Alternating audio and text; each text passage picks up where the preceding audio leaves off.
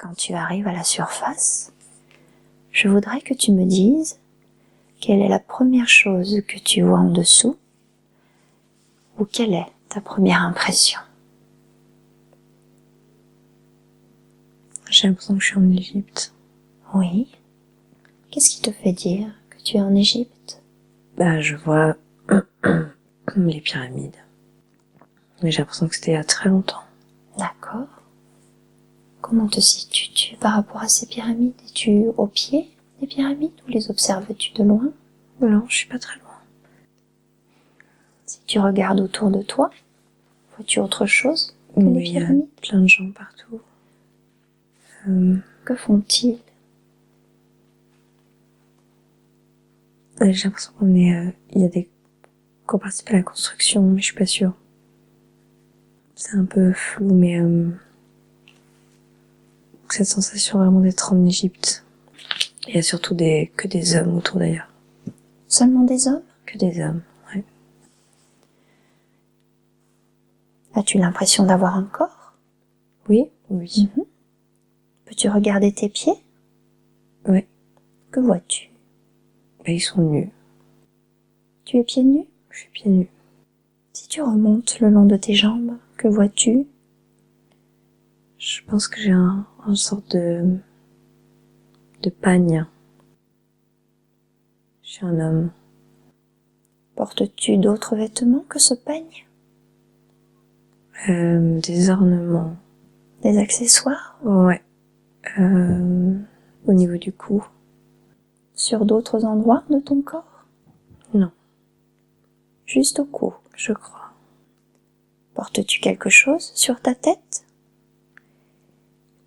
Mais je sais pas si c'est une perruque ou si c'est mes cheveux, je sais pas trop. Non, je crois pas. Portes-tu quelque chose dans ton dos ou dans tes mains? Non. As-tu l'impression d'être jeune ou âgé? Assez jeune, je dirais la trentaine.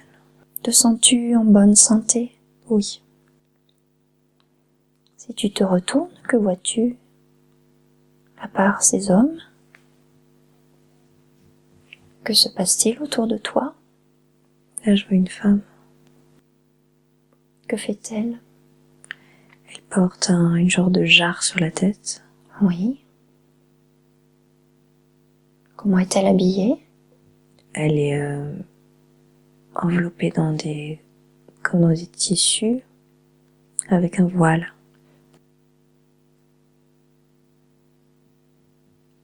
Avance-t-elle quelque part? Se dirige-t-elle dans une direction? Oh, elle me regarde. Elle vient vers moi, en fait. Oui. Te dit-elle quelque chose? Je crois que c'est ma femme. C'est ta femme? Qu'est-ce qui te fait dire que c'est ta femme? Je sais pas, je la connais, c'est ma femme. Très bien. Se dirige-t-elle dans une direction en particulier? Normalement, elle vient vers moi. Si l'on contracte un petit peu le temps, si on le condense, et que vous vous retrouvez tous les deux à table au moment d'un repas, y a-t-il d'autres personnes avec vous? Vois-tu la scène? Pas encore vraiment. Tu te retrouves à table avec ta femme dans ce qui est votre habitation, là où vous logez tous les deux. C'est le moment du déjeuner ou du dîner. J'ai le chiffre 2 qui me vient en tête, mais je les vois pas vraiment. D'accord. Je crois qu'il y aurait éventuellement 2 enfants. Il y aurait 2 enfants? Peux-tu les voir à table avec vous? Sont-ils en train de manger à vos côtés? Je suis pas sûre, c'est flou là. Vois-tu l'endroit, la pièce où vous vous situez? Ouais, c'est assez sombre, je pense que c'est une maison un peu en terre. Comment est la table? Qu'est-ce qui est servi sur la table? Là, rien. Rien du tout. Mais j'ai l'impression qu'il y a des lentilles. J'ai les lentilles qui me viennent. Y a-t-il d'autres plats ou des ustensiles qui sont posés sur la table? J'ai l'image d'une planche avec une pierre un peu comme celle qu'on utilise pour contacter des esprits ou J'ai cette image-là. Cette planche est-elle disposée quelque part dans la maison? Elle est sur la table. Sur la table. Qui utilise cette planche ou cette pierre? Je crois que c'est moi. Quelle est l'utilité de cet objet? Quand tu t'en sers, que fais-tu avec? Je demande des informations. À qui t'adresses-tu? À des gens qui sont morts. Comment communiques-tu avec eux à partir de cette planche? C'est comme un système de langage. J'ai l'impression que je pose les questions et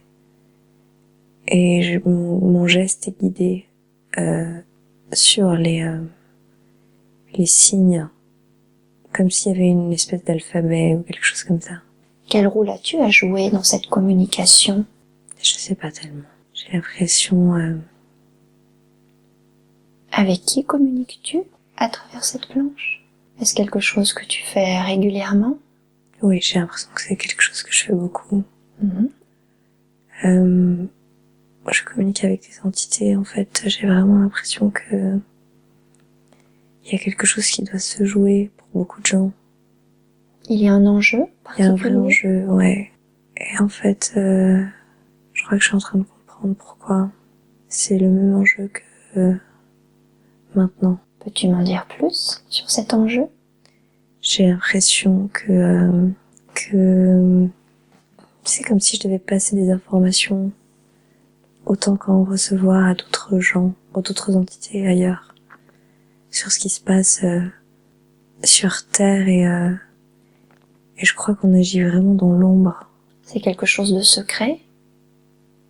Oh oui, personne ne sait. Ton entourage n'est pas au courant de ce que tu fais? Si, ma femme le sait. Uniquement ta femme? Ouais. A-t-elle aussi un rôle à jouer? Oui, je crois qu'on s'aide. D'accord. Dans cette tâche. D'accord. Êtes-vous comme un binôme? Oui, c'est un peu ça. Vous recueillez tous les deux des informations que vous transmettez? Oui, je pense plus moi que elle. Quel type d'informations? Je pense que c'est une période où les gens sont extrêmement maltraités. De quelle manière? C'est des esclaves. Et il faut que les choses changent. Je pense qu'on essaie de trouver un moyen pour que ça change. D'accord. Pour faire cesser l'esclavage? Ouais. Tu en parles à ces entités? Et ces entités communiquent-elles avec toi pour essayer de faire changer cela? Comment cela se passe au niveau des échanges? Je pense que je leur dis ce qui se passe, je demande de l'aide parce que le monde peut pas fonctionner comme ça. Mais je sais pas s'il y a vraiment grand chose à faire. Et peut-être que je fais un autre travail en plus de ça, mais... As-tu une activité tout au long de la journée? Comment occupes-tu tes journées? Mais je sais pas parce que moi je suis pas un esclave. D'accord. Que fais-tu de tes journées? J'ai l'impression que j'appartiens pas non plus complètement à cette communauté. J'ai l'impression que je surveille, je sais pas trop. Tu observes? J'observe beaucoup. Eh bien, maintenant, nous allons quitter cette scène et avancer à un autre jour de ta vie. Un jour important. Un jour que tu considères important parce que quelque chose de particulier s'est passé. Et tu vas me dire ce que tu vois. J'ai l'idée poison qui me vient en tête. Je crois que j'ai empoisonné quelqu'un. Tu as empoisonné quelqu'un? Ouais. Pour quelle raison? Pour libérer les gens. Je crois que j'ai empoisonné le chef, le responsable. Pour libérer des personnes? Ouais. Était-ce des esclaves? Oui, toujours les mêmes. Est-ce toi qui as pris la décision de cet empoisonnement ou est-ce quelqu'un qui t'a demandé de le faire?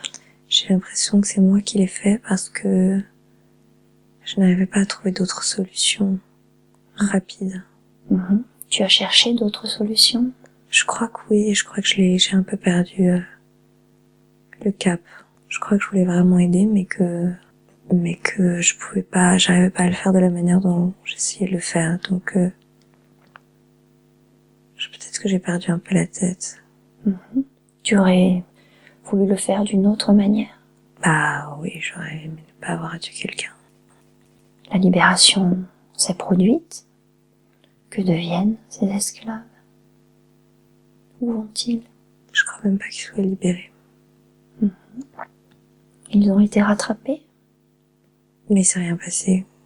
Il ne s'est rien passé. Ils ont pas été libérés ni rien. Quelle a été la conséquence pour toi suite à l'empoisonnement? As-tu été inculpé? A-t-on découvert que c'était toi? Non, je me suis tuée. Tu t'es tué? Ouais. Pour quelle raison? Parce qu'il n'y avait pas d'autre solution après avoir fait ça. Pourquoi il n'y avait pas d'autre solution? Parce que je voulais pas vivre. Soit on m'aurait tuée, ou soit... Non, je pouvais pas vivre après avoir fait ça. Veux-tu dire que tu ressentais de la culpabilité? Ou était-ce parce que tu ne voulais pas être attrapé? Les deux. Les deux. Mais plus parce que c'est un geste vraiment ignoble. Regrettes-tu? Oui, parce que ça n'a servi à rien. Finalement, ça n'a rien apporté. Finalement, ça n'a rien apporté. Et que parfois, il faut juste laisser faire les choses comme elles doivent se faire. Et Comment as-tu mis fin à tes jours? je me suis empoisonnée aussi. Aussi? Avec le même produit? Oui. Très bien. Toute vie a une leçon à nous enseigner. Quelle était la leçon à apprendre de cette vie? Qu'as-tu appris de cette vie? Que même si on a des très bonnes intentions, qu'on veut vraiment faire avancer les choses, il faut savoir lâcher prise et il faut pas essayer de contrôler, il faut laisser les choses se faire en les respectant, même si on n'est pas en accord avec ce qui se passe. Ne pas intervenir? Non, pas quand on ne le peut pas. C'était la leçon? Ouais. Il n'y a aucune autre solution que d'accepter et il n'y a vraiment aucune autre solution. Sinon ça finit en catastrophe. Ça n'est pas viable.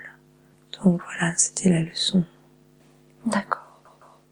Eh bien, maintenant, nous allons quitter cette scène et nous éloigner de ce lieu. Nous te laissons là où tu es, où tu continues ton propre chemin.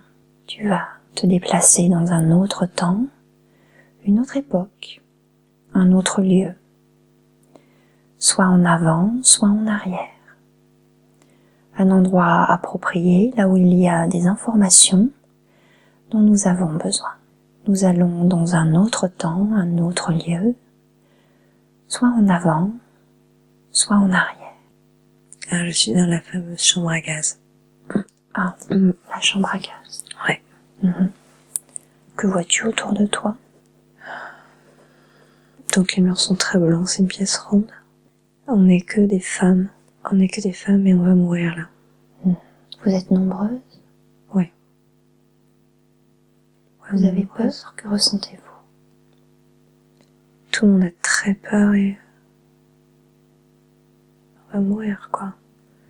Mais moi, j'ai pas peur.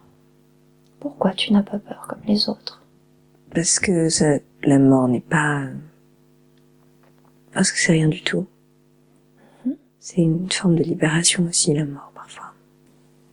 Et en fait, je suis là, j'ai été mise là pour aider ces femmes à mourir. Pour qu'elles aient moins peur? Ouais, pour les accompagner. Comment es-tu? Comment te sens-tu? Es-tu jeune ou âgée? Assez jeune, entre 30 et 40. Si tu regardes tes pieds, que vois-tu? On est nus. Vous êtes toutes nues, toutes? Oui. Très bien. Si tu remontes le long de la tête et que tu observes la tête, peux-tu me la décrire? Je suis brune avec des cheveux un peu frisés, en tout cas très très ondulés. Non, je dois avoir quand même 40, 45. Tu es là pour rassurer ces femmes. Est-ce que tu leur parles? Est-ce que tu leur dis quelque chose pour qu'elles aient moins peur? Oui. Que leur dis-tu? Quels sont les mots que tu emploies pour leur parler? J'essaie de les retrouver, parce que je les connais déjà. J'arrive pas à me rappeler. Tu peux te connecter à leurs émotions, à ce qu'elles ressentent au moment. Elles ont extrêmement peur, mais je pense qu'on finit par faire une espèce de ronde. Je leur dis que c'est simplement un moment à passer, qu'on est tout ensemble. C'est un moment de communion entre vous? Du coup, oui. Et que là, comme on peut rien faire, il vaut mieux passer ce moment ensemble et partir ensemble. Oui. Est-ce que ça fonctionne? Est-ce qu'elles sont rassurées? Est-ce qu'elles se sentent mieux grâce à tes paroles? Je crois, oui. Et est-ce que tu leur suggères? Oui. Vous êtes enfermés dans la pièce, c'est Oui. ça? Si tu te déplaces dans le temps, plutôt, dans cette même vie, Ok. et que tu avances dans le temps, à un moment important de cette vie, plutôt que ce moment dans la chambre à gaz. J'ai l'impression que je suis journaliste. Je travaille dans un bureau. Mais j'ai l'impression que ça se joue dans une période proche de la nôtre, voire après. Après, Ouais. peux-tu m'en dire un peu plus? On est dans une période vraiment pas facile.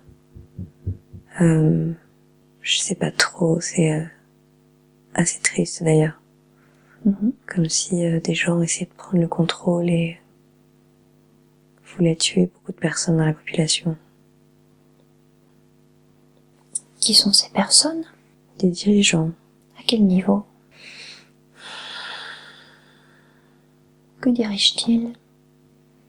Le monde. C'est pas forcément les présidents, c'est d'autres gens. Ils ne dirigent pas forcément des pays? Non, mais ils dirigent globalement tout. D'accord. Tu me dis que tu es journaliste? Oui, je crois, je travaille dans un journal. Comment décris-tu les bureaux? L'endroit où tu travailles? Il y a des grandes baies vitrées. Ça ressemble un peu à... C'est un peu vintage quand même. Ouais. Les murs sont un peu marrons. Il y a des vitres. Mais je vois que ça, je vois qu'une pièce. Oui, y a-t-il des personnes autour de toute toi? petite. Oui, il y a un tas de monde. J'arrive pas à situer l'époque, vraiment pas. C'est pas grave, ça n'a pas d'importance. Ah, et toi, si tu observes tes pieds, que vois-tu? Comment es-tu chaussée? J'ai des chaussures à lacets, comme les chaussures d'homme. As-tu l'impression d'être un homme? Non, je suis une femme. Une femme? Et si tu remontes le long du corps, que vois-tu? Je suis en pantalon, je suis en tailleur pantalon, mais assez masculin la tenue. Un peu austère aussi. Oui. Et si tu remontes le long du corps, si tu observes ton visage, que vois-tu? J'ai une grande chevelure, bouclée, châtain brun. J'ai un visage assez joli, avec quand même du caractère dedans. Oui. Te sens-tu jeune ou âgé? J'ai à peu près 40. Oui. Tu es en bonne santé? Oui. Portes-tu des accessoires? J'ai des lunettes parfois. Que fais-tu dans ce bureau en tant que journaliste? Comment occupes-tu tes journées? Je regarde ce qui se passe dans le monde.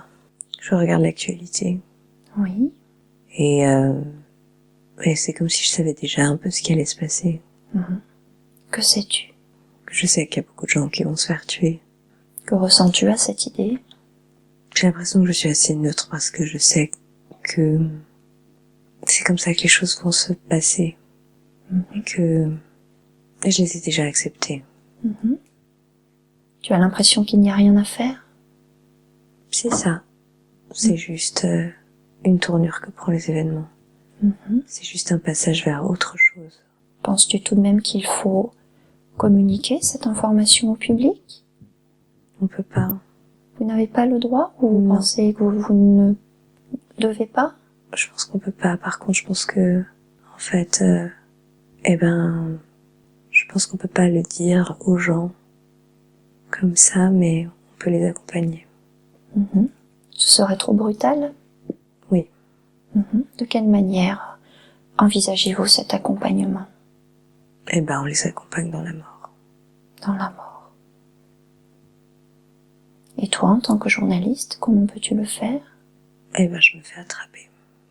Comment te fais-tu attraper? C'est facile. Pourquoi c'est facile? Parce que on est dans un régime de fou, il suffit de publier quelque chose qui plaît pas et on se fait attraper. Quand quelqu'un n'est pas d'accord, il étouffe, c'est ça? Il essaie d'étouffer les personnes à l'origine des informations. Exactement.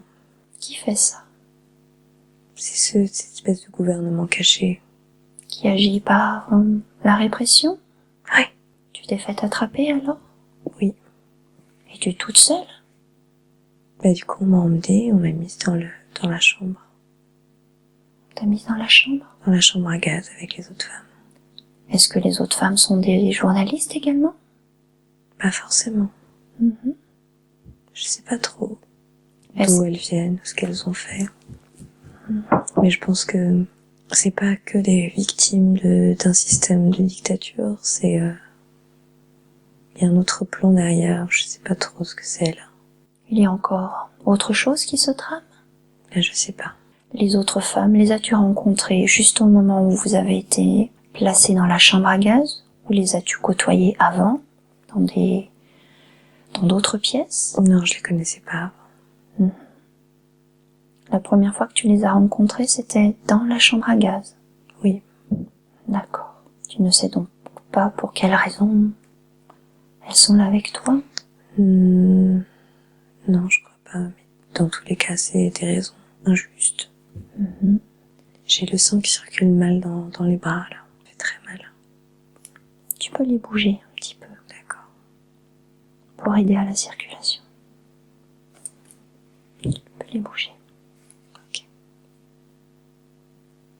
Les personnes qui travaillent avec toi au journal, sais-tu ce qu'elles sont devenues? Non, je sais pas. Tu ne sais pas si elles ont subi le même sort que toi? Je sais pas du tout, mais on n'était pas un journal à scandale. Je pense que ça a été... C'était un journal qui faisait circuler l'information? Laquelle? Des informations pour éclairer les gens sur les réalités du monde? Non, justement. Non.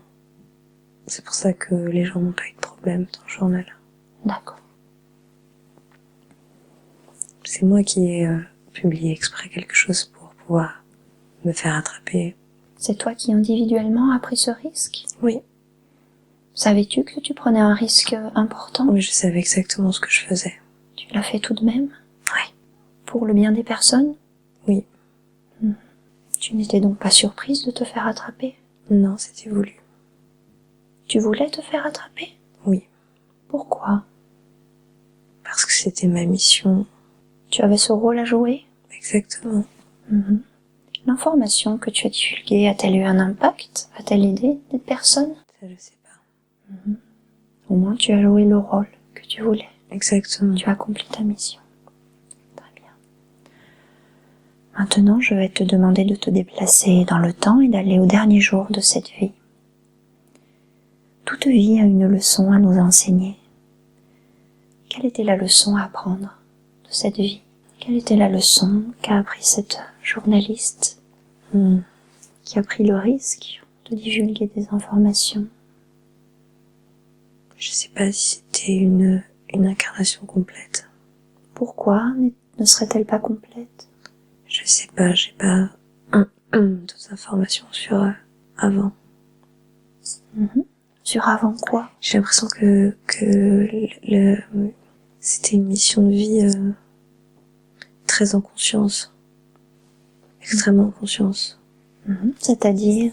C'est-à-dire que quand on sait à ce point ce qu'il faut faire et résister à la mort, parce que c'est quand même une mort, dans le calme le plus total, juste pour accompagner des gens, c'est quand même assez étrange. Tu veux dire qu'en fait, tu n'as pas eu besoin de comprendre le sens de cette vie? Quelle était la leçon à tirer puisque tu avais déjà conscience?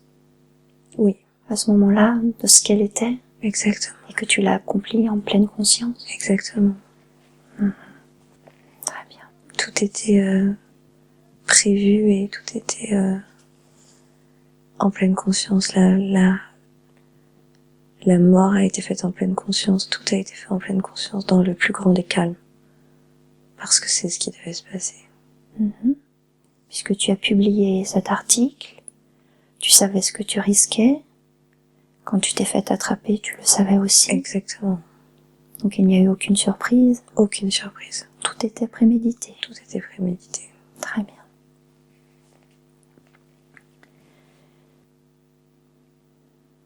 Eh bien, nous allons quitter cette vie. Nous allons nous éloigner de ce lieu. Nous te laissons là où tu es, où tu continues ton propre chemin. Nous laissons les personnes que nous avons vues dans cette vie, nous les laissons aussi continuer leur propre chemin.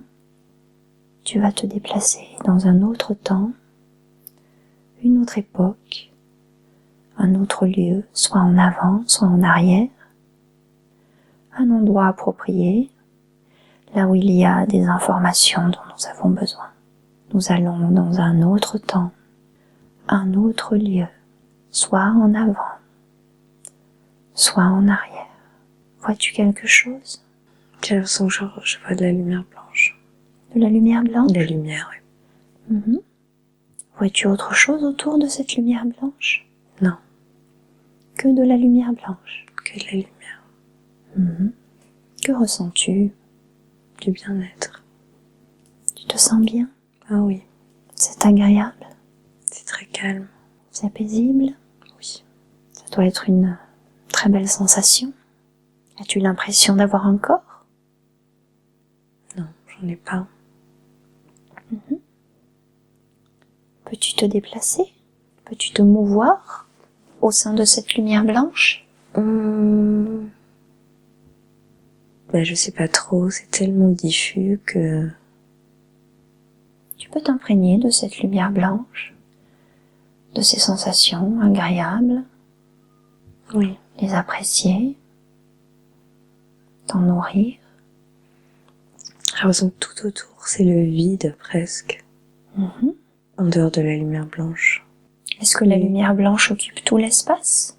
Pas tout, mais une partie. Mais j'ai l'impression que oui, je fais un peu corps avec la lumière blanche. Tu fais un peu partie d'elle? Ouais. Tu me dis que la lumière blanche n'occupe pas tout l'espace? Qu'est-ce qu'il y a d'autre autour?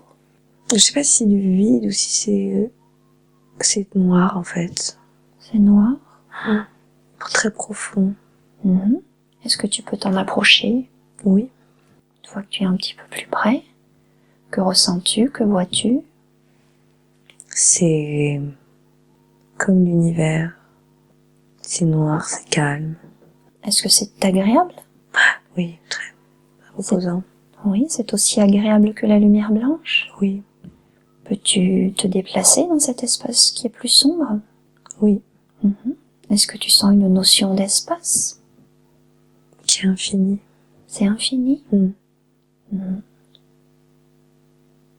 Et quand tu bouges dans cet espace, est-ce que tu peux aller d'un endroit à un autre et t'agrandir, te rétrécir? Comment évolues-tu dans cet espace? Je sais pas trop. C'est comme si c'était un peu un espace de repos pour moi en fait. Qu'est-ce qui te fait dire que c'est un espace de repos? Parce que c'est le moment où je peux... J'ai l'impression que c'est l'endroit où je vais entre plusieurs vies parfois. C'est un endroit où tu peux te régénérer? Exactement. Pour te reposer parce que tes vies ont été fatigantes? Oui. Oui, elles ont été fatigantes. Et tu retournes toujours à ce même endroit, entre les vies? Enfin, j'ai l'impression que j'appartiens un peu à cet endroit. Tu y retournes? J'y retourne. Tu y retournes. Tu y retournes pour te reposer? Est-ce que tu arrives à te régénérer? Oui. Tu retrouves suffisamment d'énergie pour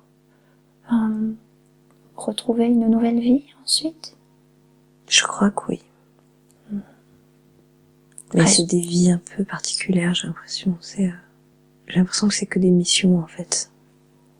Que des missions? Ouais. Cela demande beaucoup d'énergie. Oui. De remplir des missions, parce qu'il y a un objectif. Mais c'est le boulot. C'est comment? C'est le travail. C'est le travail. Mais c'est bien. Oui. Ça fait partie de... C'est vraiment ce qu'on veut. C'est ce que tu as décidé? C'est ce que tu as choisi? Oui. Dans cet espace où tu te régénères, tu as l'impression d'être toute seule ou est-ce que tu sens d'autres énergies comme toi qui viennent aussi se reposer?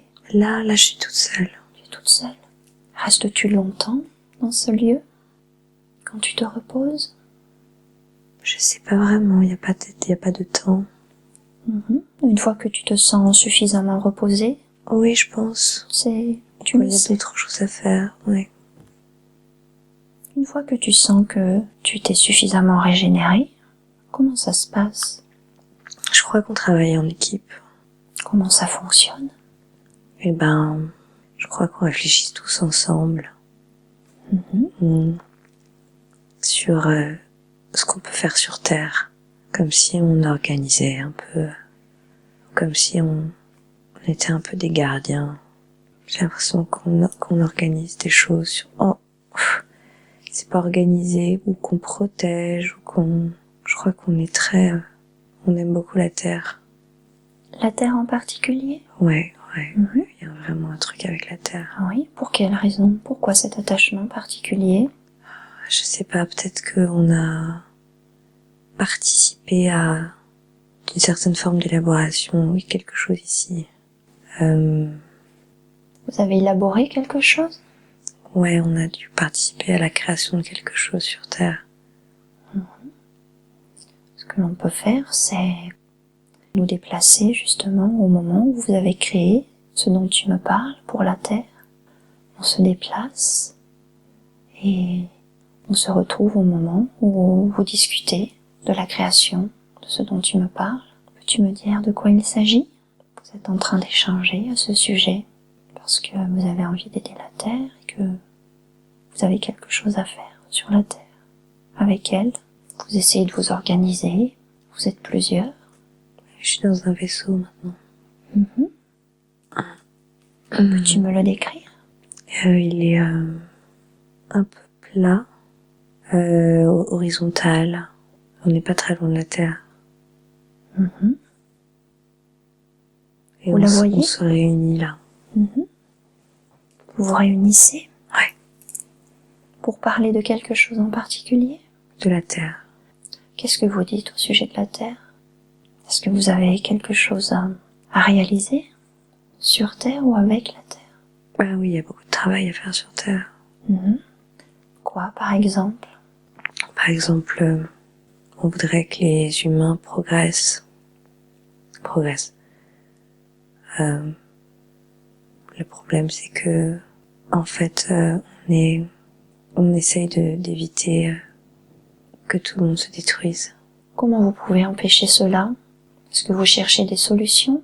Oui, on cherche des solutions. Est-ce qu'il y a des suggestions, des idées que vous apportez?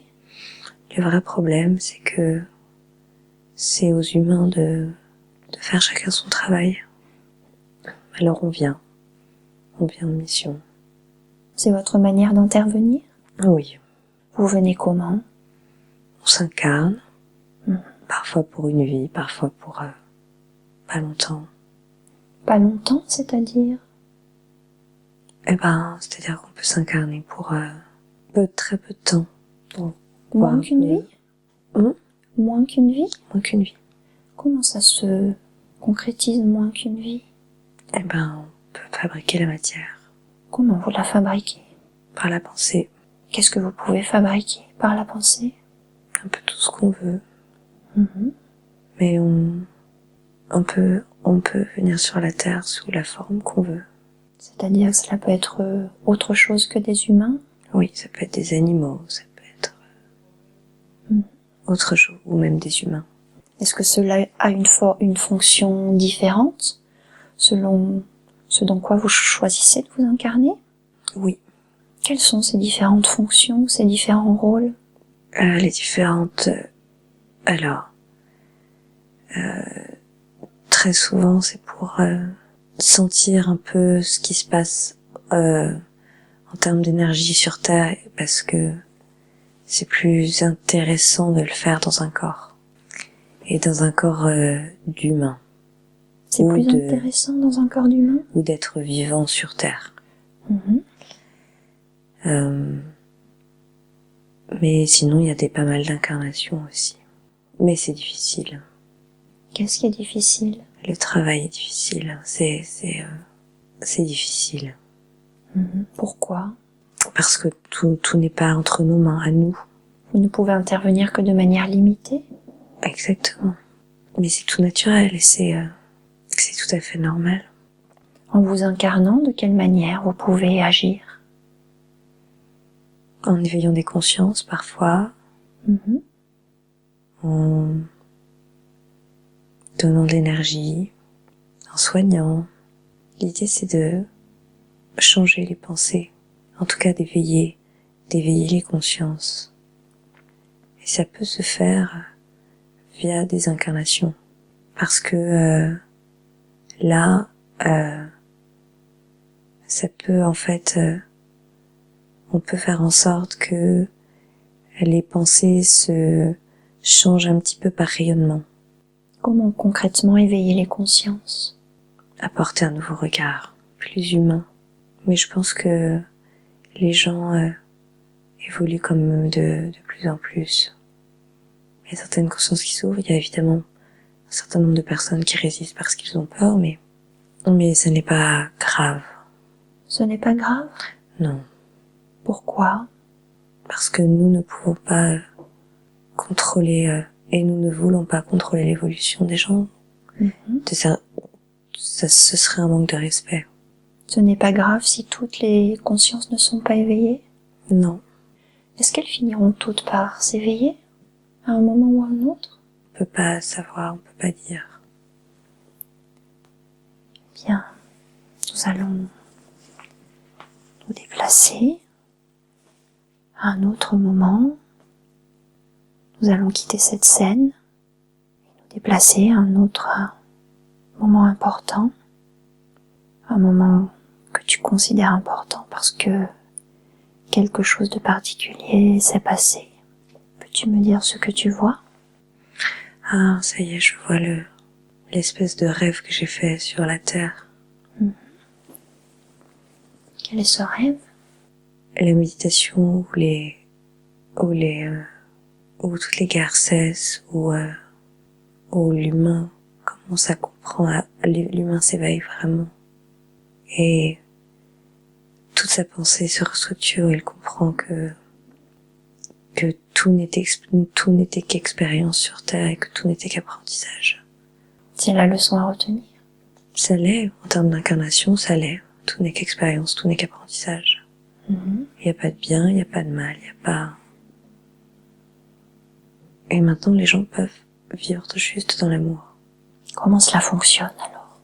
Comment est cette nouvelle manière de fonctionner? Comment ça? Les gens vivent dans l'amour? Les gens sont. Il n'y a plus de... un exemple simple, c'est ne même pas penser à en vouloir à son voisin qui vous a fait du mal. Pourquoi? Parce que cette personne vous vous êtes appris, vous vous êtes aidés mutuellement. Comment peut-on s'aider? Comment s'aider dans ces conditions-là, si quelqu'un a fait du mal? Il faut juste avoir conscience que c'est pas voulu. Comment dire, c'est pas en tant qu'être humain, ce n'est pas conscient, ce n'est pas voulu. Qu'est-ce qui n'est pas voulu? De faire du mal. Qu'est-ce qu'il y a à retenir alors de tout cela? Par exemple, si un voisin fait du mal, il faut le regarder avec amour et avec bienveillance. Il faut lui envoyer beaucoup d'amour. Oui. Si cette personne vous fait du mal, c'est qu'elle ne va pas forcément très bien. Envoyez-lui de l'amour, juste ça. Pour l'aider à aller mieux? Je sais pas, parce que c'est la seule chose à faire. Ça ne l'aidera pas forcément à aller mieux, mais en tout cas, vous ne générerez pas d'émotions négatives, ni d'actions négatives. C'est pas parce qu'une personne le fait il faut pas faire de compromis avec ça. Restez simplement qui vous êtes. Et une bonne manière de le faire est d'envoyer de l'amour aux personnes qui vous font du mal. Si quelqu'un nous fait du mal, il ne faut pas répondre par l'agressivité ni la violence. Jamais. Après, vous suivez, ça restera une expérience et un apprentissage. En tout cas, cela n'est pas productif. La violence n'est jamais quelque chose qui ne peut pas découler quelque chose de positif d'une énergie comme celle de la violence. Si l'on se déplace à nouveau et que l'on quitte cette scène et que l'on retourne sur le vaisseau où vous discutez de la manière dont vous pouvez aider la Terre, indépendamment de cet endroit où vous vous êtes réunis, est-ce qu'il y a d'autres pièces sur le vaisseau? Oui, il y en a plusieurs. C'est-à-dire que le vaisseau n'est pas constitué d'une seule pièce? Non, il y a plusieurs pièces et on est plusieurs dans la même pièce. Que se passe-t-il dans les autres pièces? Si tu quittes l'endroit où vous vous êtes réunis et que tu te déplaces dans ce vaisseau, que vois-tu dans ces autres pièces où il y a d'autres personnes? Est-ce qu'elles font la même chose que vous? Non. Que font-elles? Ont-elles d'autres missions, d'autres objectifs, d'autres choses à accomplir? Je pense que on a le même but commun, mais on n'a pas les mêmes tâches. Quelles sont les tâches de ces autres groupes ou ces autres personnes? Je crois que c'est des tâches un peu plus... nous, on a plus des tâches de prise de décision. C'est plutôt des tâches d'accomplissement, comme s'il y avait un peu une hiérarchie. Ce sont des exécutants, tu veux dire? Je crois, mais j'en sais pas plus là. Et si on se retrouve à un moment où on leur explique quelles sont les tâches qu'ils doivent accomplir, qu'entends-tu? Qu'est-ce qu'on leur dit qu'ils doivent faire sur Terre? Techniquement, comment peuvent-ils agir? Là, ils agissent pas techniquement sur Terre. Ils agissent dans notre communauté à nous. D'accord. Ils sont pas en contact. Ils agissent pas techniquement sur Terre. D'accord. Ils ne sont pas en contact avec la Terre. Je crois pas, non. Pas physiquement. Ils apportent une aide de manière différente. Je sais pas trop. J'ai l'impression qu'il y a un peu de la logistique, mais j'en sais pas plus. D'accord. Très bien. Eh bien, dans cette vie, tu as une mission pour aider la Terre. Vous vous êtes réunis. Nous allons nous déplacer et quitter cette scène pour avancer encore à un autre jour de cette vie, un jour important, un jour que tu considères important parce que quelque chose de particulier s'est passé et tu vas me dire ce que tu vois. Ça reste sur la même image de la Terre. Comment? Ça reste sur la même image que tout à l'heure de la Terre. C'est la même image? Ouais. Je crois que c'est le but en fait qu'on cherche à atteindre. D'accord. Bien, maintenant, je voudrais parler au moi supérieur de Caroline. Je voudrais savoir si j'ai la permission de parler au moi supérieur de Caroline. Oui. Je respecte la puissance du moi supérieur de Caroline, parce que je sais qu'il prend soin de son corps. Je sais aussi qu'il enregistre tout ce qui s'est passé dans la vie de Caroline et toutes les vies qu'elle a déjà vécues. Vous auriez pu montrer différentes vies à Caroline, et vous avez choisi celle-ci. Pourquoi celle-ci? Toutes ces vies sont comme en fait une seule et même vie. C'est la même... En fait, Caroline est venue plusieurs fois sur Terre, mais toujours pour accomplir le même genre de mission. Mhm. C'est toujours le même travail, on va dire. Mhm. Euh, Quelle est cette mission? Elle doit participer à l'évolution planétaire, l'évolution de l'humanité. Mhm. Elle doit éveiller les consciences? Elle doit éveiller les consciences. Mhm. C'est sa mission principale. Oui. Mhm. Elle est une volontaire? Ah oui. Mhm.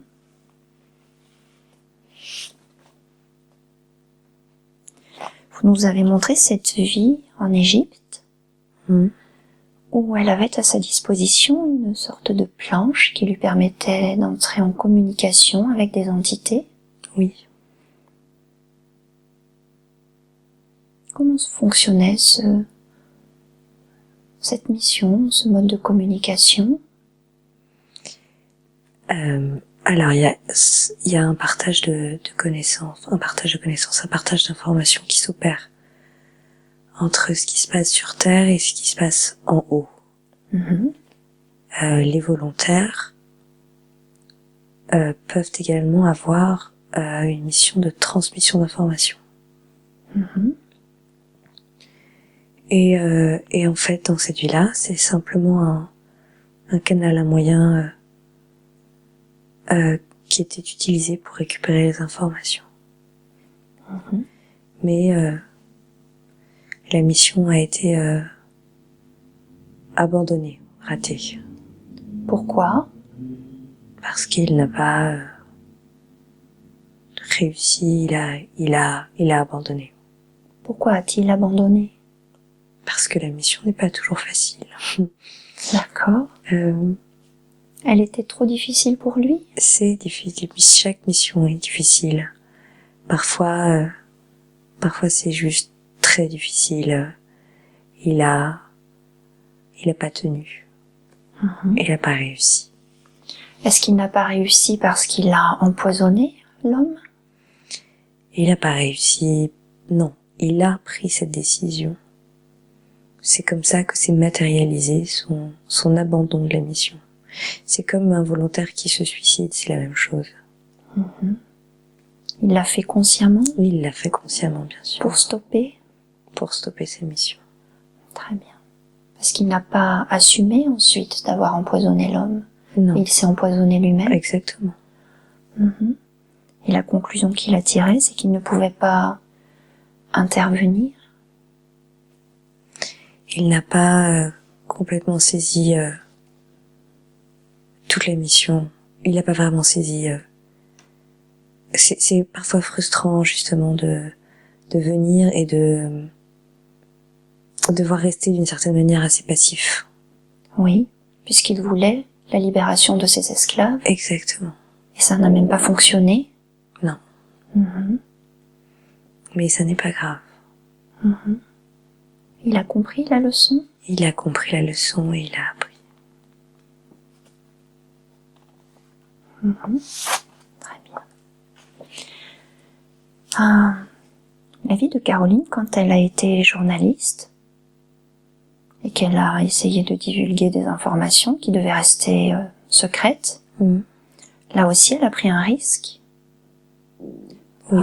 Elle ne devait pas, et pourtant, consciemment, elle a essayé d'apporter la lumière et elle s'est faite attraper. Oui. Mais elle était sereine en fait. Oui. Et elle a aidé des femmes dans la chambre à gaz à accepter leur sort. Exactement, elle les a accompagnés. Le rôle de cette mission, là aussi, c'était d'éveiller les consciences, d'accompagner. Juste accompagner. Juste un accompagnement. Et ça a fonctionné, ces femmes sont parties de manière plus sereine que si elles n'avaient pas été là. Oui. Ça a fonctionné. Elles parlaient d'une sorte de ronde qu'elles ont faite dans la pièce. Oui. Ce travail s'est joué à plusieurs niveaux. À un niveau conscient et à différentes couches de niveaux subtils et inconscients pour ces femmes. Oui, vous pouvez nous en dire plus? Il y a, en termes d'énergie, de nombreuses choses qui passent d'un corps à l'autre, d'un être à l'autre, qui ne sont pas conscientes ni visibles, ni matérielles. Et de nombreuses, c'est toute la base de ces volontaires qui viennent sur Terre pour disperser l'énergie, c'est le même principe. C'est que c'est pas des choses qui sont conscientes ni que les gens de l'extérieur vont pouvoir ressentir. Au contact d'un volontaire, vous n'allez pas physiquement ressentir une vague d'énergie vous envahir. C'est pas le but et c'est pas l'idée. Mais sur des couches plus subtiles, il y a des choses qui passent. Et en ça, le travail des volontaires est très important aussi. Ça n'est pas que dans le visible, il y a les choses qui se passent à d'autres niveaux de conscience et au niveau d'autres corps énergétiques. Et là, ça a été un peu l'objet du travail. Donc ces femmes ont été aidées à un autre niveau? Exactement. Alors, certains volontaires peuvent ressentir une sorte de frustration parce qu'ils ont l'impression de ne pas être efficaces. Parfois, ils voudraient faire plus et ils ont l'impression qu'ils sont inutiles. Et oui, on a le bel exemple justement, du monsieur en Égypte. C'est exactement ce qui s'est passé. C'est une vraie difficulté. Mais il ne faut pas arriver au découragement, il faut commencer à ouvrir sa conscience sur nous ne sommes pas que des corps et nous ne sommes pas que... Enfin voilà, il y a énormément de choses qui se jouent et qui ne sont pas de l'ordre du matériel et du physique. Et comme nous ne pouvons pas toujours le voir, ou pas tout le monde le voir, c'est difficile pour les volontaires. Très bien. Ce n'est pas parce que l'on ne le voit pas qu'il ne se passe rien. Exactement. Il y a énormément de choses qui se passent et qu'on ne voit pas. C'est tout le même principe que les ressentis qu'on peut avoir. C'est simplement un ressenti, mais c'est un message reçu. Très bien. Et il y a énormément de choses derrière. Mais c'est le même principe. C'est pas palpable, c'est pas visible. Très bien. Ce que vous avez montré à Caroline aussi, cette lumière blanche et ensuite ce vaisseau dans lequel elle se trouve avec d'autres personnes, d'autres êtres. Ils se sont réunis pour aider la Terre. Ils se consultent pour organiser l'aide.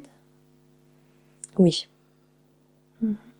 Oui, ils organisent les vagues de mission un peu.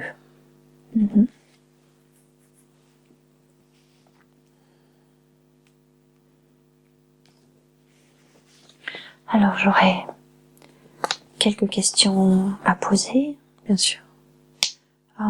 Notamment ce qui concerne la santé de Caroline. Elle aimerait connaître l'origine de son psoriasis. Ouais, elle sait déjà. Caroline... pardon. Caroline...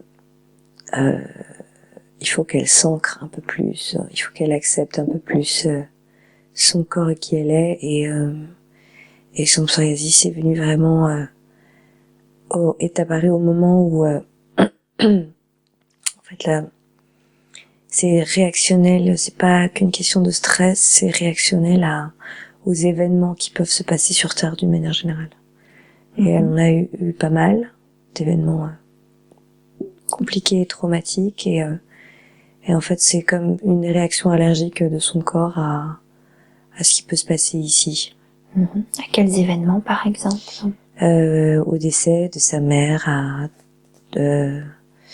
sa relation à sa mère et après à tous les événements qui se sont passés, à sa fausse couche aussi, à tous les deuils qu'elle a pu avoir, elle en a eu beaucoup et en fait c'est aussi une espèce de forme de protection qu'elle se met inconsciemment vers l'extérieur. C'est comme une carapace? Un peu comme une carapace mais qu'elle est en train de faire dissoudre de plus en plus là. Mais c'est un peu ça. C'est un peu ça, mais elle va s'en débarrasser. Oui. Comment faire? Comment peut-elle faire pour s'en débarrasser? Elle a rien à faire. Ça se fera tout seul? Ça se fera tout seul. Ce sera naturel, ça sera À mesure qu'elle va être de plus en plus épanouie dans cette incarnation-là, ça partira tout seul. À mesure qu'elle ouvrira de plus en plus son cœur aux autres, qu'elle acceptera de plus en plus l'amour dans sa vie et qu'elle saura se protéger en s'installant de l'amour dans sa vie, ça disparaîtra. Très bien. Donc elle n'a pas besoin de se soucier de son psoriasis, ça se fera tout seul. Exactement. Très bien. Elle a un souci aussi avec sa bactérie candidose. D'où ça vient, ça? Ça, il faut... ça vient, c'est un mécanisme assez naturel, mais il faut qu'elle... ça va lui permettre de travailler le lâcher-prise.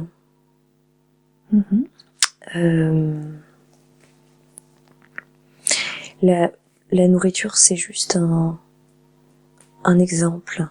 Ça peut être n'importe quoi d'autre, mais ça peut permettre...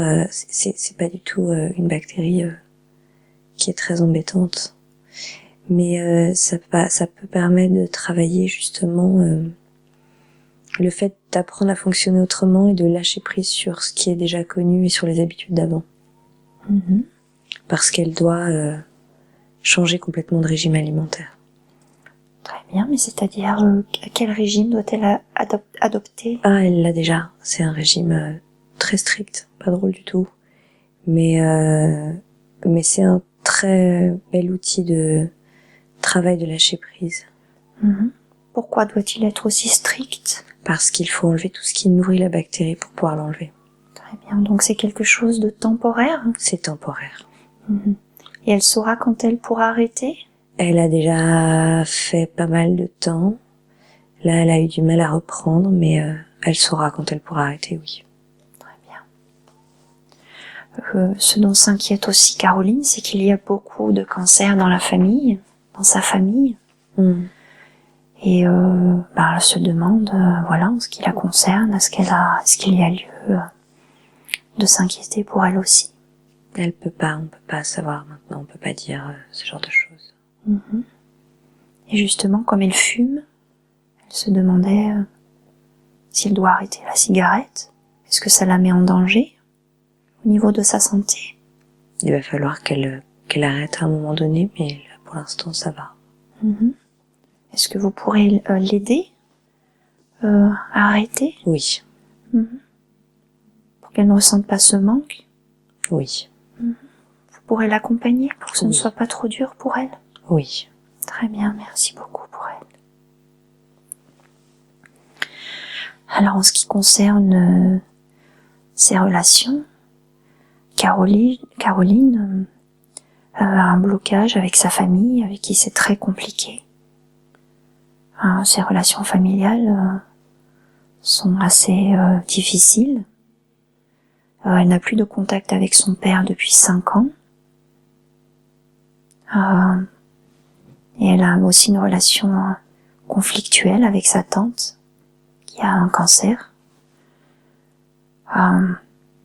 D'où vient ce blocage et comment elle peut le résoudre? Alors là, elle prend le problème de mauvais angle. Pourquoi? Parce que ce n'est pas une question de blocage ou de résoudre, c'est une question... il faut... là, c'est une parole de culpabilité. Quand elle dit ça, ça veut dire c'est moi qui bloque avec ma famille et il faut que je résolve ce problème parce que c'est pas comme ça qu'est censé fonctionner une famille et que je suis redevable envers ma famille, ce genre de choses. Ça n'est pas la question du tout. Absolument pas. La question, c'est il faut qu'elle arrête de culpabiliser par rapport à sa famille. Ils ne vont pas changer. C'est pas le but, c'est pas ce qui va se passer. Donc il faut qu'elle continue à faire son travail de s'approprier sa propre vie en l'assumant et en attendant rien de sa famille, en arrêtant de culpabiliser. Elle ne doit pas se soucier de ce qu'ils pensent d'elle. Absolument pas, on s'en... Parce qu'elle ressent une forte notion de devoir envers sa famille. Oui, mais ça c'est un astucieux conditionnement qui a été mis en place par la famille, justement. D'accord. Donc c'est tout un objet de travail pour elle de se défaire de ces schémas-là et de ces conditionnements. Elle est sur le dossier, on va dire, mais il faut pas... cette famille ne lui fait pas du bien. Donc elle ne doit pas culpabiliser de ne pas avoir de rapport non. avec eux. Non. Mais là, ça se réveille parce que il y a la maladie de sa tante. En effet. Donc, et ça se réveille, donc forcément, elle a très peur de ne pas être assez présente et de regretter après le décès et de culpabiliser et de s'en vouloir et d'être une mauvaise personne. L'enjeu est là. Elle a peur d'être une mauvaise personne. Oui. Il y a une forte notion de culpabilité en elle. Oui, oui, oui. Énormément. Elle est en chemin avec ça, pour travailler sa culpabilité. Mais se défaire de conditionnements aussi forts n'est pas chose facile. Ça prendra du temps, mais elle va s'en séparer. Très bien.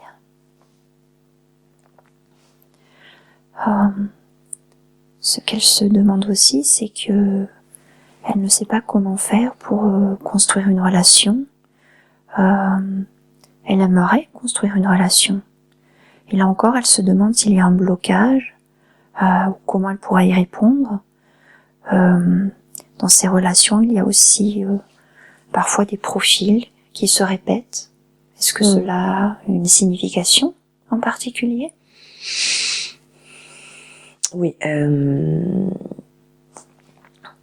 c'est des questions de casting, c'est-à-dire qu'elle va... non, mais c'est vrai, elle va aller choisir en fait des profils qui l'arrangent.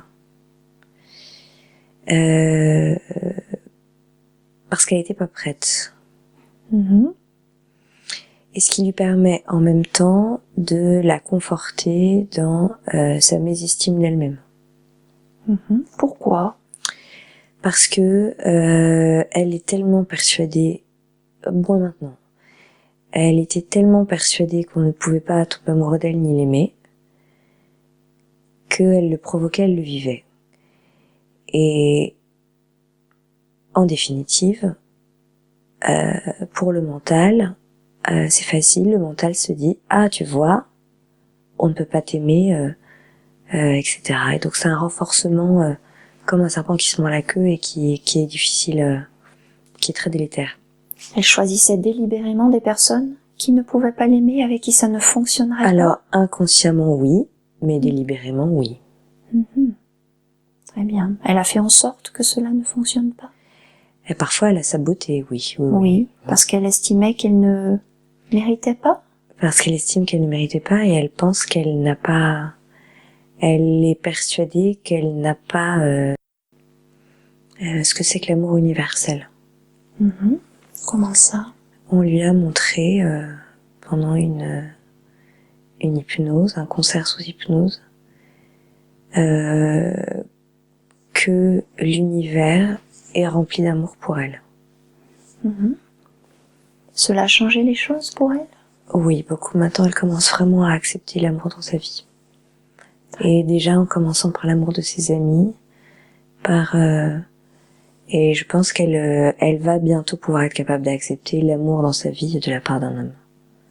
Elle est en train petit à petit d'enlever toutes les couches qu'elle avait. Sa couche d'agressivité est en train de partir, sa couche de peur est en train de partir.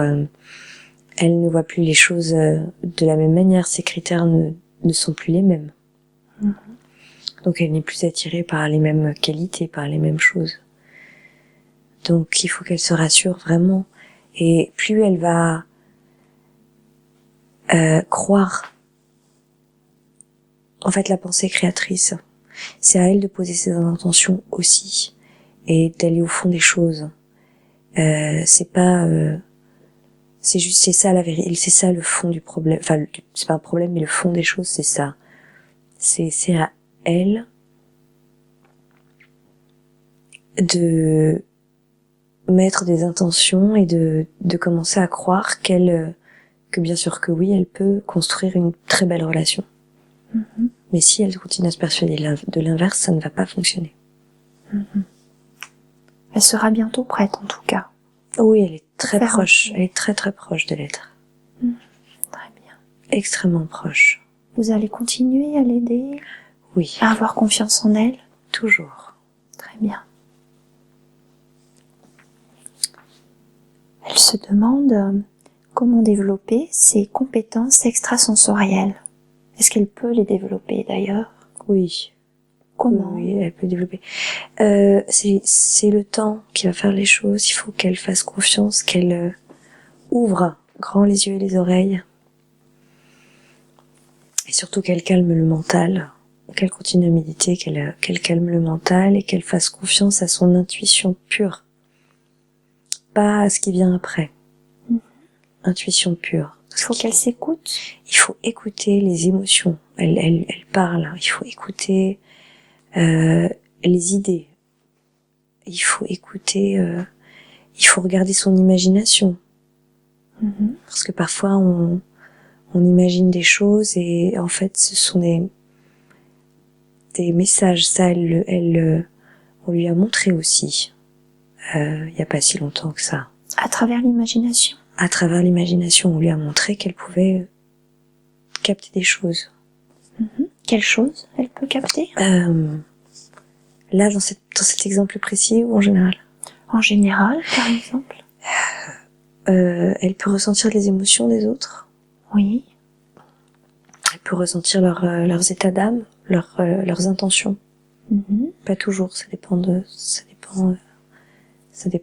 d'elle. Elle peut ressentir, elle ressent les choses elle peut savoir à peu près certaines choses comment elles vont se passer parce que son instinct est présent. Elle peut ressentir aussi les gens. Mais elle a encore du travail. Oui. Parce qu'elle se demande comment accomplir sa mission dans cette vie, vers quoi elle doit se diriger. Elle va trouver, tout lui sera montré et donné en temps voulu, mais je pense que, en tout cas, elle a d'autres choses à faire que l'orthophonie, en plus. Oui. Et il faut la vraie chose à savoir, c'est que plus elle va rayonner et plus elle va rayonner, elle va être heureuse et rayonnante dans sa vie et plus elle va toucher les gens très indépendamment de ce qu'elle peut faire comme métier. Donc ce n'est pas lié à une profession. Non, Pas forcément. pas forcément lié à une profession du tout, parce que c'est quand on est volontaire tout le temps, pas que quand on travaille. Et donc voilà. Mais elle va probablement partir sur autre chose. L'hypnose peut être bien. Oui, elle se posait la question. Oui, Elle se demandait si elle pouvait compléter les études qu'elle a faites en orthophonie par une formation en hypnose ou autre chose. Oui. Alors compléter plutôt en plus. Oui. Parce que c'est pas deux disciplines qui seront travaillées en même temps. Oui. C'est pas très judicieux. Elles sont pas forcément compatibles en tout cas. Pas dans la forme et pas. C'est les patients viennent parce qu'ils en ont. C'est pas la même plainte, c'est pas la même manière de faire. Ce n'est pas la même démarche. Ce n'est pas la même démarche. demande. Et on ne peut pas mélanger ces types de démarches. On peut pas pratiquer une hypnose sur une personne qui vient pour autre chose. Bien sûr. C'est pas honnête. Et puis on peut pas faire ça. Donc non, c'est pas la même démarche, mais en tout cas elle peut faire ça en plus. Et ça serait une très belle expérience. Vous lui montrerez quel sera le moment approprié? Oui, bien sûr. Très bien. Caroline se demande comment elle peut aider l'évolution collective? L'éternelle question. Oui. Il y a vraiment absolument rien à faire. On en revient toujours aux mêmes réponses qui sont très frustrantes. Parce qu'il n'y a pas il n'y a pas de manuel. Hein. Elle veut aider. Oui, ça, elle veut aider et elle aide. Mais il y a tout un certain nombre de choses qui ne sont pas de l'ordre de visible. Et ça, il faut en avoir conscience. À partir du moment où elle fait les choses avec amour, par amour, qu'elle est dans l'amour avec les autres, elle est déjà dans un plein accomplissement de sa mission. Comme chaque personne sur Terre. Parfois, il n'y a pas besoin de faire plus. Non, il n'y a absolument pas besoin de faire plus. C'est le cœur qui guide vers ce qui est bon pour nous. Et tout le reste, tout est expérience. Il n'y a pas de mauvais chemin. Par contre, il faut juste garder les yeux ouverts. Il faut juste essayer d'avoir un maximum conscience de ce qu'on fait. Parce que on pourrait emprunter le même chemin indéfiniment et se plaindre de ne pas arriver à destination. Il faut faire attention à ça. Il faut tirer les leçons, c'est ça? Il faut tirer les leçons, accepter sans juger. Et toute situation est propice à un apprentissage merveilleux. Donc il faut vraiment aborder la vie avec curiosité, même si c'est difficile, et prendre conscience qu'il n'y a pas que des choses négatives et difficiles sur Terre. L'humain est rempli d'une beauté infinie. Ça peut être difficile parfois parce que l'humain est capable de choses atroces et pour beaucoup de volontaires, c'est difficile à accepter de se sentir juste spectateur. Bien sûr, mais ces humains-là méritent autant l'amour. Ces humains-là sont simplement à leur degré d'évolution à eux. Il faut accepter. Il faut accepter et les regarder avec beaucoup de bienveillance et beaucoup d'amour. C'est de l'amour qu'il faut leur donner. Ces humains-là ne sont pas plus heureux. Ou ils peuvent avoir l'illusion du bonheur, mais au lieu de au pire, on pourrait les plaindre. Oui. Le seul moyen de les aider, c'est de leur envoyer de l'amour. Envoyez de l'amour le plus possible, bien sûr.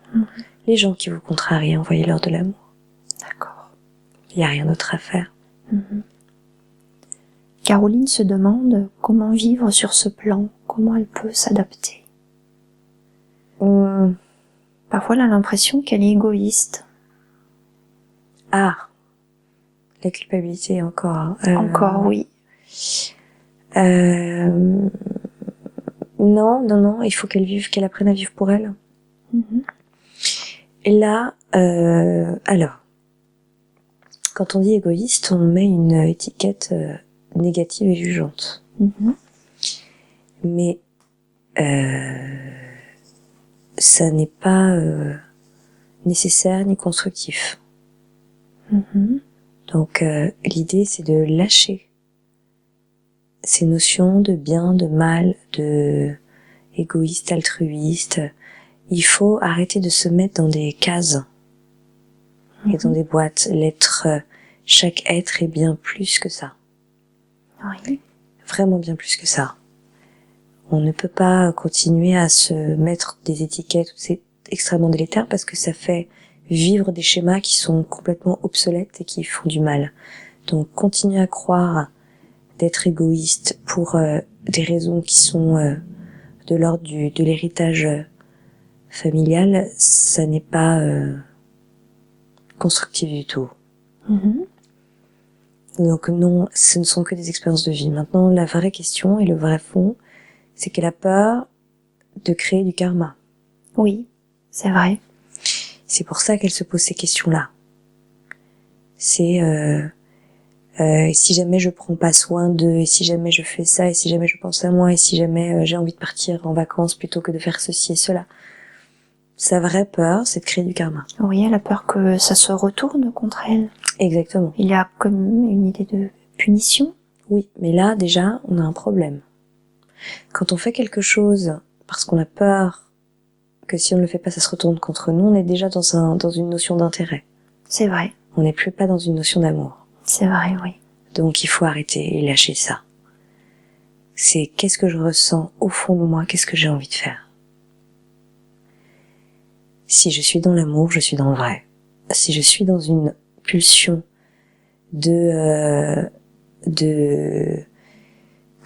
comment dire, je trouve pas le mot, d'anticipation, de ne pas avoir de karma ou ce genre de choses, on n'est pas dans le vrai, il y a un problème.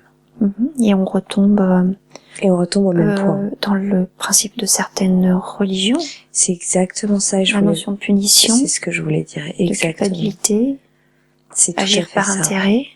C'est agir par intérêt. Obtenir son paradis pour ne pas aller en enfer. C'est tout à fait ça.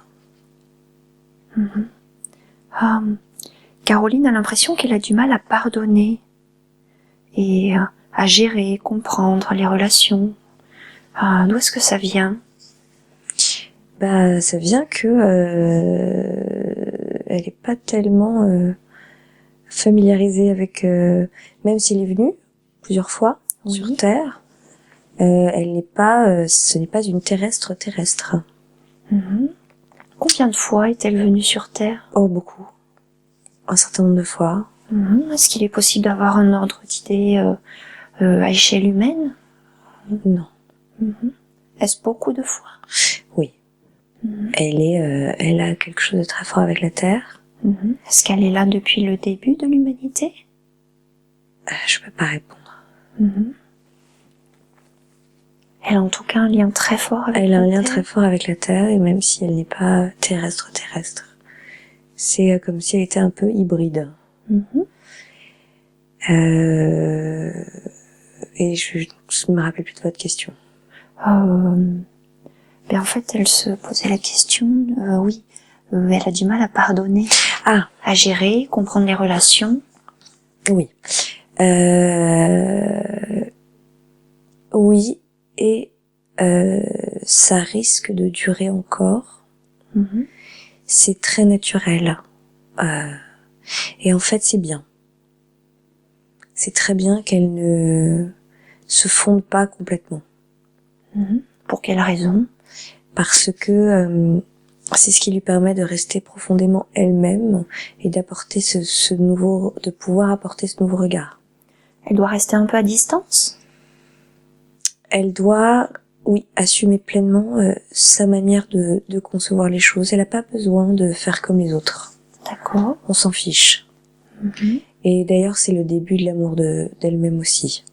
D'accord. Mais elle a déjà commencé à travailler, ça a déjà commencé. Mais elle assume de plus en plus.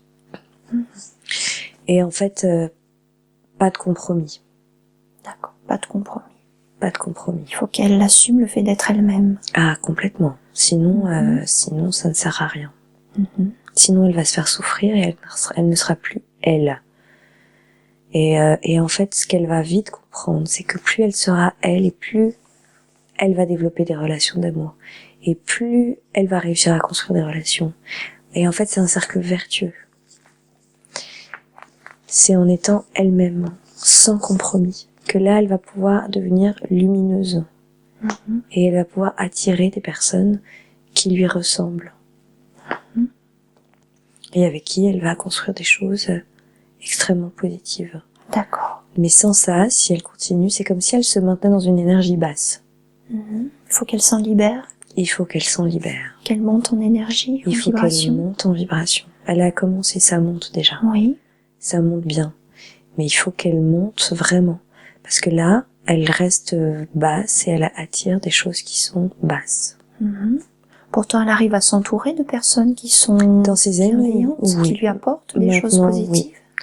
Dans ses amis, oui. Dans ses relations amoureuses, c'est ce qui est le plus difficile pour elle. D'accord. Parce que c'est l'intimité la plus profonde. Mais ça va venir. Mais ça va venir. Caroline se demande quelles sont ses origines. D'où vient-elle? Avant qu'elle s'incarne, qu'elle ait ses plusieurs vies sur Terre. Elle a eu d'autres vies dans d'autres endroits en dehors de la Terre aussi. Oui. Est-ce que ces endroits portent des noms? Est-ce que on ne peut pas dire. Là, c'est très éloigné de la Terre? je peux pas dire. Et ces autres plans, d'où elle vient? Comment évolue-t-elle? Est-ce qu'elle est juste une énergie? Est-ce qu'elle a un corps? Non, elle est énergie. Elle est pure énergie. Ouais. Est-ce que c'est l'endroit qu'on nous a montré? Oui, tout à fait. Elle avait l'impression que c'est là qu'elle retourne aussi entre des vies terrestres pour se reposer.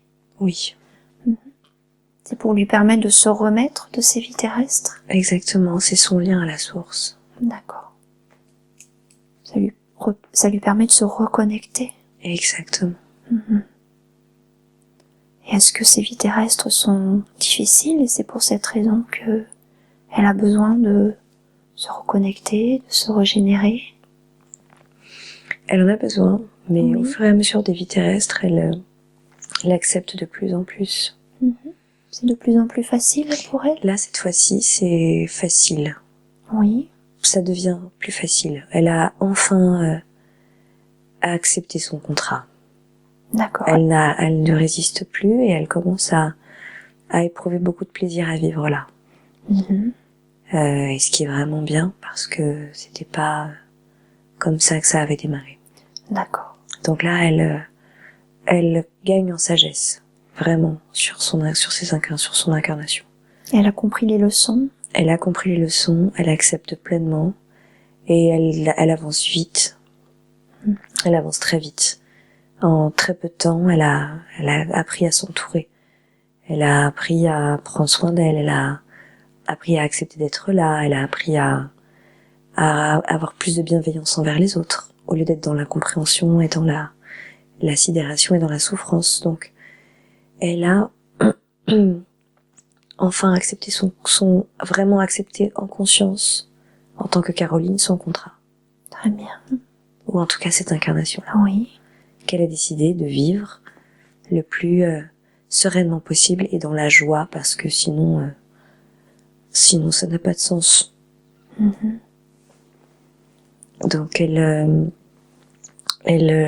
après elle est très aidée aussi. Elle a un peu le tapis rouge. Ah. Elle est très très aidée. C'est très bien pour elle. Oui, c'est vraiment très bien. Donc elle sait qu'elle peut se détendre. Oui. Elle peut vraiment se détendre. Donc ça va être plus facile pour elle d'accomplir cette mission dans cette vie. Oui. Très bien. Elle se demande où elle va aller après cette vie actuelle. Elle verra. Est-ce qu'il est possible de nous éclairer un tout petit peu? Est-ce qu'elle va retourner à la source? On ne sait pas. Parce qu'elle sait que si on apprécie finalement de vivre sur Terre, on peut faire le choix d'y revenir. Bien sûr. Est-ce que c'est quelque chose qu'elle pourrait faire, maintenant qu'elle a compris les leçons et qu'elle apprécie de vivre sur Terre? Elle apprécie, mais ça reste difficile. Oui. Là, à ce stade, je ne peux pas dire. Parce que venir sur Terre, ça se prépare. Et la vie sur Terre dépend beaucoup aussi de ce qu'on a préparé et de nos capacités du moment à sublimer les événements. Si vous vous incarnez sur la bande de Gaza, c'est pas aussi sympa qu'à Paris. En effet. En effet. Tout dépendra du bilan de ce qu'elle voudra faire à l'issue de cette incarnation et de l'état aussi de l'humanité, de ce qui se passe un peu dans l'univers. Je pense que ça, beaucoup de facteurs entreront en jeu, mais rien n'est défini à l'heure actuelle. D'accord. Donc elle peut revenir comme elle peut ne pas revenir et partir ailleurs. Elle peut revenir par exemple pour continuer à guider les personnes. Bien sûr. Pour aller sur la nouvelle Terre. Bien sûr. Ou y aller. Ou elle peut aussi souhaiter y aller elle-même. Elle peut souhaiter y aller elle-même. Elle peut faire vraiment ce qu'elle veut. C'est elle qui décidera. Oui. Mais comme chaque âme. Alors elle a une question à laquelle vous avez déjà principalement répondu, mais oui, elle se demandait quelle est sa mission. Donc elle est vraiment une volontaire sur Terre, qui s'est réincarnée plusieurs fois. Oui. Est-ce qu'elle a encore des choses à apprendre, à résoudre, à travailler? Oui, mais chaque chose en son temps. Donc tout se fait naturellement? Oui, les nouvelles pistes arriveront au bon moment et elle a compris, elle va d'elle-même travailler les choses. Donc, et il n'y a rien de... Tout est toujours juste et tout est toujours bien. Cette tendance à vouloir chercher toujours plus loin et à vouloir tout comprendre continuellement et avoir une certaine forme de maîtrise sur sa propre vie, c'est assez humain apparemment. Mais tout va très bien pour tout le monde. Très bien. Alors, est-ce qu'il y a d'autres choses que vous voudriez transmettre à Caroline? Des messages, des conseils? Non, elle peut être fière d'elle. Oui. Oui. Elle a beaucoup avancé, beaucoup appris. Oui. Elle ouvre une vraie nouvelle phase de sa vie en ce moment. Donc elle peut être rassurée. Qu'elle peut être rassurée et tout va être vraiment très bien, très lumineux. Elle a vraiment ouvert une nouvelle... elle est vraiment en train de grandir. Est-ce que vous voudriez bien effectuer un body scan pour Caroline, pour voir si dans son corps il y a quelque chose qu'elle n'aurait pas vu ou perçu, qui aurait besoin d'être soigné ou guéri? Oui, bien sûr.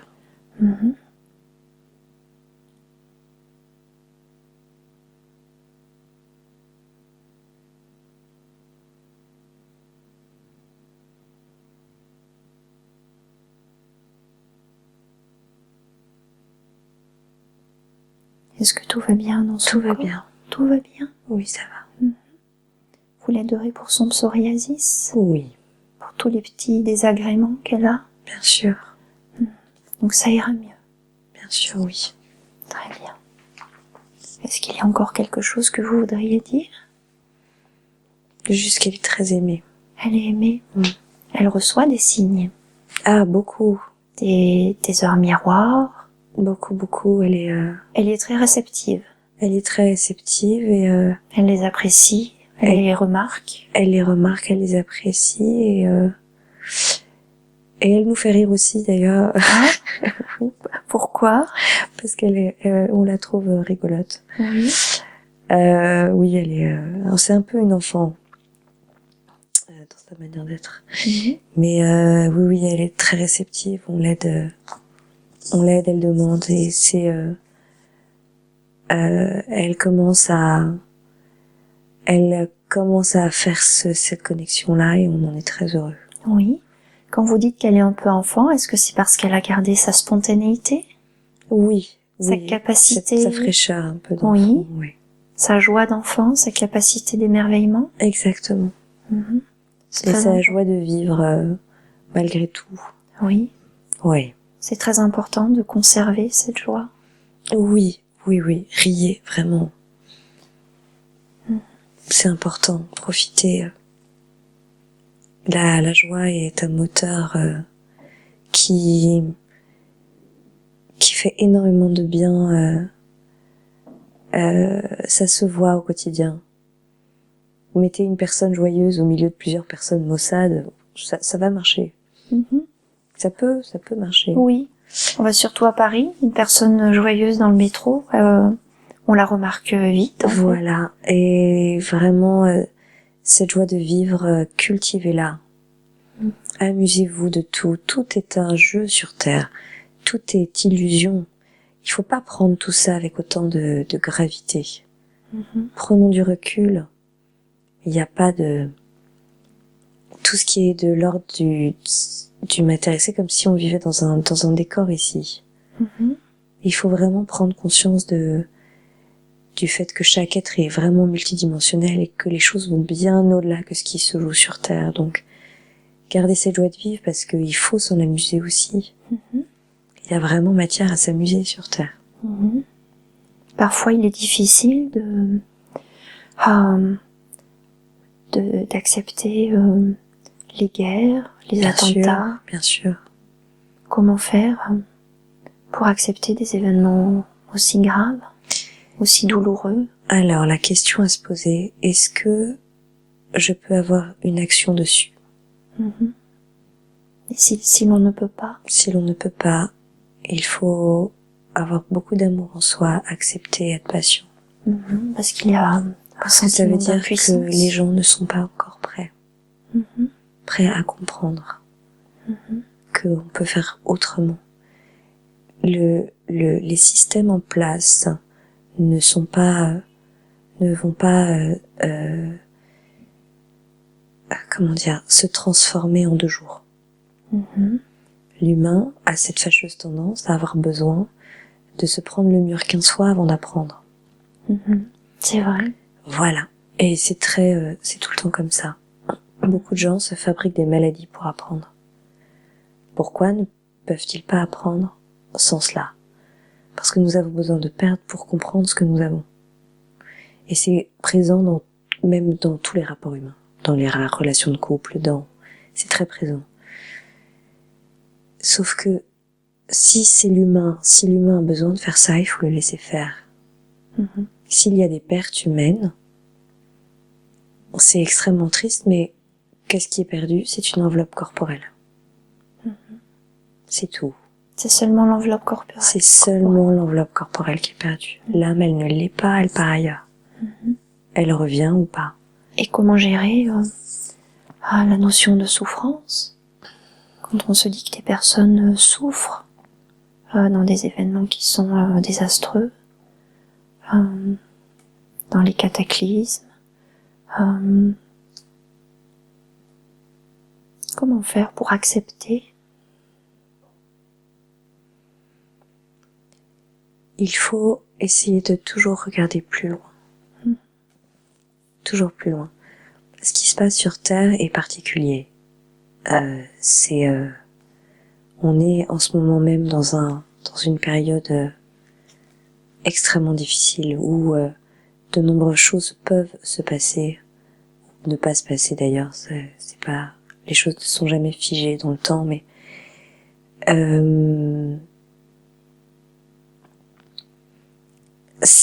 je comprends toute cette difficulté d'être volontaire et de venir avec d'autres modes de fonctionnement et d'être en désarroi total et devant ce qui se passe et d'en souffrir profondément parce que vous venez d'un endroit où la seule référence où la référence principale est l'amour. Sur Terre, l'humain doit découvrir ce que c'est que cet amour-là. Mais comme de nombreuses civilisations, il y a beaucoup de civilisations qui sont passées par là aussi. Oui. Et qui ont appris. Qui ont appris par la destruction et qui ont fini par passer ce cap et par évoluer, par rentrer dans une nouvelle période pour eux. La Terre, aujourd'hui, c'est sa problématique.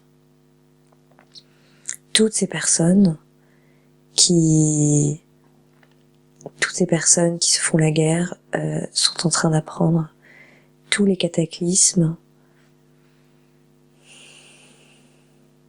Il y a Gaïa déjà qui réagit à ce qui se passe, mais ce sont aussi des phénomènes naturels, géologiques, et qui ne sont pas forcément à attribuer à l'homme? Non, pas forcément. Pas forcément. Mais en tout cas, il faut savoir aussi que nos vies sont programmées. Que les gens qui meurent dans des cataclysmes avaient programmé d'être là.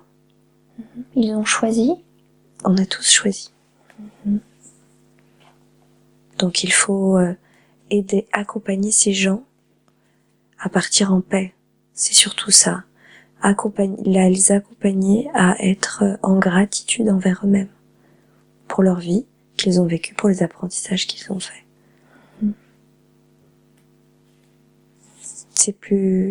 Ce serait plus utile que de souffrir. La souffrance est contre-productive? La souffrance est naturelle. Mais se maintenir volontairement dedans, il faut juste la vivre. Vous souffrez, acceptez-la. Être dans l'acceptation. Acceptez. Vous êtes en colère, acceptez. Vous êtes dans une rage noire, acceptez. N'essayez pas de la refouler, n'essayez pas de l'alimenter. Acceptez, ça passera. Mais s'il ne faut pas l'entretenir. Non. C'est ça? Non. Mais c'est normal de passer par des moments de confusion, de tristesse, de désarroi. Mais quand on regarde de plus près, vous ne pouvez rien y faire. Très bien. En tout cas, pas forcément là, actuellement, directement. Vous pouvez agir pour la planète, bien sûr. Mais il y a certaines choses, on ne peut rien y faire. Ce qu'on peut faire, c'est aider ce qu'on peut à, en tout cas, partir un maximum en paix. Et peut-être aussi, on peut aussi sensibiliser les gens à ces événements-là. Parce que très souvent, le quotidien matériel passe avant. Et c'est aussi un bon moyen d'ouvrir. Vous savez, c'est comme les gens qui s'incarnent en clochard, par exemple. Oui. Et ben, ils vont faire réfléchir les gens croisés au quotidien. Ils peuvent les amener à réfléchir, etc. Il y a des gens qui vont mourir dans des catastrophes terribles, et ben ça peut aussi peut-être participer à un éveil de conscience d'autres personnes qui sont confortables dans leur vie quotidienne, et ça peut aussi. C'est une manière de faire en sorte que des personnes se remettent en question, s'interrogent sur leur vie. Ça peut. Ça leur appartient, mais ça peut. Eh bien, merci beaucoup pour toutes ces informations. Merci à vous.